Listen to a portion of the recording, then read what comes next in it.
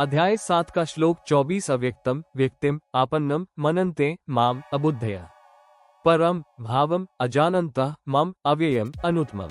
अनुवाद। अबुद्धया बुद्धिहीन लोग, मम मेरे, अनुत्तमम अश्रेष्ठ, अव्ययम अटल, परम परम, भावम भाव को, अजानन्तः न जानते हुए, अव्यक्तम छिपे हुए अर्थात परोक्ष, माम मुझकाल को, व्यक्तिम मनुष्य की तरह आकार में कृष्ण अवतार, आपन्नम प्राप्त हुआ, मनन्ते मानते हैं अर्थात मैं कृष्ण नहीं हूँ।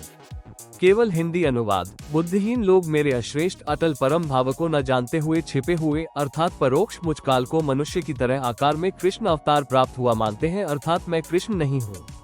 अध्याय 7 का श्लोक 25 न अहम प्रकाश सर्वस्य योगमाया स्मवृता मुह अयम न अभिजानाति लोकः माम अजम अव्ययम।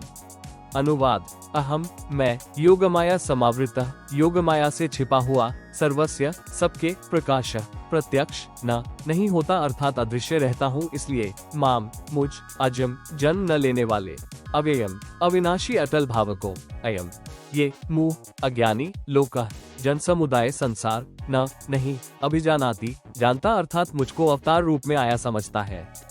क्योंकि ब्रह्मा अपनी शब्द शक्ति से अपने नाना रूप बना लेता है, ये दुर्गा का पति है इसलिए इस श्लोक में कह रहा है कि मैं श्री कृष्ण आदि की तरह दुर्गा से जन्म नहीं लेता। केवल हिंदी अनुवाद। मैं योगमाया से छिपा हुआ सबके प्रत्यक्ष नहीं होता अर्थात अदृश्य रहता हूँ इसलिए मुझ जन्म न लेने वाले अविनाशी अटल भाव को यह अज्ञानी जन समुदाय संसार नहीं जानता अर्थात मुझको अवतार रूप में आया समझता है। क्योंकि ब्रह्मा अपनी शब्द शक्ति से अपने नाना रूप बना लेता है, ये दुर्गा का पति है इसलिए इस श्लोक में कह रहा है कि मैं श्री कृष्ण आदि की तरह दुर्गा से जन्म नहीं लेता। विशेष।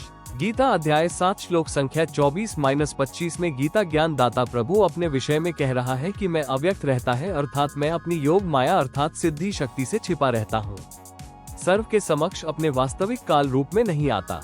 ये प्रथम अव्यक्त हुआ। फिर गीता अध्याय 8 श्लोक 18 में कहा है कि ये सर्व प्राणी प्रलय के समय अव्यक्त में लीन हो जाते हैं। विचार करें, ये दूसरा अव्यक्त हुआ। फिर गीता अध्याय 8 श्लोक 20 में कहा है कि उस अव्यक्त प्रभु से अर्थात परब्रह्म से दूसरा अव्यक्त अर्थात गुप्त परमात्मा तो सर्व प्राणियों के नष्ट होने पर भी नष्ट नहीं होता, वह सनातन अव्यक्त अर्थात वह आदि परोक्ष प्रभु तीसरा अव्यक्त परमात्मा है। गीता अध्याय 8 श्लोक 21 में कहा है कि उस गुप्त परमात्मा को अविनाशी अव्यक्त कहा जाता है। जिस परमात्मा के पास जाने के पश्चात प्राणी फिर लौटकर संसार में नहीं आते, वो स्थान वास्तव में पूर्ण मोक्ष स्थल है। वो स्थान मेरे अर्थात गीता ज्ञान दाता के स्थान अर्थात ब्रह्म लोक से श्रेष्ठ है। विचार करें, ये तीसरा अव्यक्त अर्थात गुप्त प्रभु सिद्ध हुआ जो वास्तव में अविनाशी है। ये प्रमाण गीता अध्याय 15 श्लोक 1.4 व 16.17 में है, जिसमें 3 परमात्माओं का वर्णन स्पष्ट है। एक अक्षर पुरुष अर्थात ब्रह्म, दूसरा अक्षर पुरुष अर्थात परब्रह्म तथा तीसरा परम अक्षर ब्रह्म अर्थात पूर्ण ब्रह्म परम अक्षर ब्रह्म का प्रमाण गीता अध्याय 8 श्लोक 1 तथा 3 में है। अध्याय 7 का श्लोक 26 वेद अहम समतीतानि वर्तमानानि च अर्जुन भविष्यानि च भूतानि माम तु वेद न कश्चन।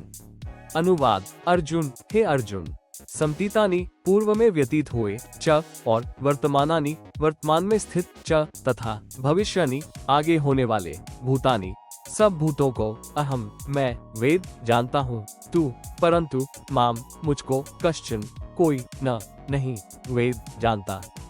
केवल हिंदी अनुवाद। हे अर्जुन, पूर्व में व्यतीत हुए और वर्तमान में स्थित तथा आगे होने वाले सब प्राणियों को मैं जानता हूँ परंतु मुझको कोई नहीं जानता। अध्याय 7 का श्लोक 27 इच्छा द्वेष स्मुथेन द्वंद्व मोहन भारत सर्वभूतानि सम्मोहम सर्गे यान्ति परतप। अनुवाद। भारत, हे भरतवंशी परतप अर्जुन, सर्गे संसार में, इच्छा द्वेष स्मुथेन इच्छा और द्वेष से उत्पन्न, द्वंद्व मोहन सुख दुखादि द्वंद्व रूप मोह से, सर्वभूतानि संपूर्ण प्राणी, सम्मोहम अत्यंत अज्ञानता को, यान्ति प्राप्त हो रहे हैं। केवल हिंदी अनुवाद। हे भरतवंशी अर्जुन, संसार में इच्छा और द्वेष से उत्पन्न सुख दुखादि द्वंद्व रूप मोह से संपूर्ण प्राणी अत्यंत अज्ञानता को प्राप्त हो रहे हैं। अध्याय 7 का श्लोक 28 येषा तु अंतगतम पाप जनानाम पुण्यकर्मणाम ते द्वंद्व मोह निर्मुक्ता भजन्ते माम दृढ़ता। अनुवाद। तु परंतु निष्काम भाव से पुण्यकर्मणाम श्रेष्ठ कर्मों का आचरण करने वाले, येषा जिन जनानाम पुरुषों का पाप अंतगतम नष्ट हो गया है। ते वे द्वंद्व मोह निर्मुक्ता, राग द्वेष जनित द्वंद्व रूप मोह से मुक्त, दृढ़ता दृढ़ निश्चयी भक्त माम मुझको सब प्रकार से भजते हैं।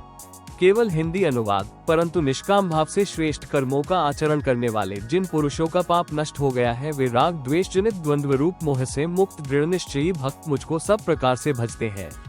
अध्याय 7 का श्लोक 29। जरामरण मोशाय माम आश्रित्य यतन्ति ये ते ब्रह्म तत्विदु कृतम अध्यात्मम कर्म च अखिलम। अनुवाद। ये जो माम मेरे कृतम संपूर्ण, अध्यात्मम अध्यात्म को, च तथा अखिलम संपूर्ण कर्म को विदु जानते हैं, ते वे पुरुष तत् उस ब्रह्म के आश्रित होकर जरामरण मोशाय जरा और मरण से छूटने के लिए यत्न करते हैं।